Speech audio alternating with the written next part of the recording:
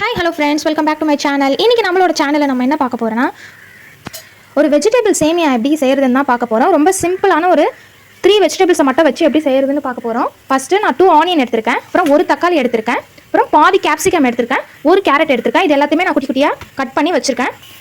அடுப்பில் பேன் வச்சாச்சு. பேன் சூடானதுக்கப்புறமா நான் கொஞ்சமாக ஆயில் ஆட் பண்ணிக்கிறேன். எண்ணெய் சூடானதுக்கப்புறமா நம்ம கட் பண்ணி வச்சுருக்க 2 ஆனியனை நான் ஆட் பண்ணிக்கிறேன்.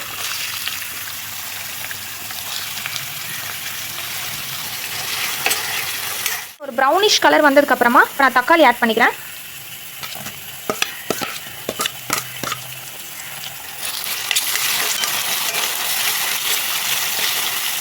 இப்போது நம்ம கட் பண்ணி வச்சுருக்க கேரட்டையும் நான் இதில் ஆட் பண்ணிக்கிறேன்.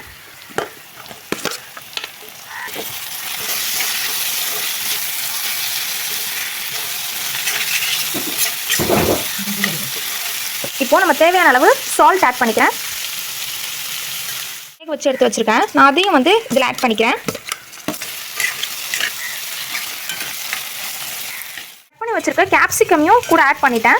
இதை ஃபுல்லாக நல்லா வேகிற வரைக்கும் வெயிட் பண்ணுவோம். 1 டேபிள் ஸ்பூன் இஞ்சி பூண்டு பேஸ்ட் ஆட் பண்ணிக்கிறேன். 1 டேபிள் ஸ்பூன் மிளகாய் தூள் ஆட் பண்ணிக்கிறேன். காரத்துக்கு ஏற்ற மாதிரி நீங்கள் ஆட் பண்ணிக்கோங்க. அப்புறம் 1/2 டேபிள் ஸ்பூன் மஞ்சத்தூள் ஆட் பண்ணிக்கிறேன்.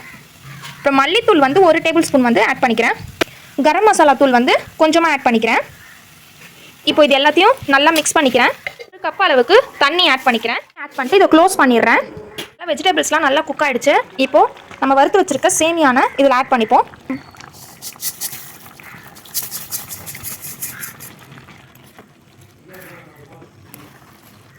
இப்போது வாட்டர் கொஞ்சம் கம்மியாக இருக்கிறனால நான் கொஞ்சமாக வாட்டர் ஆட் பண்ணிக்கிறேன்.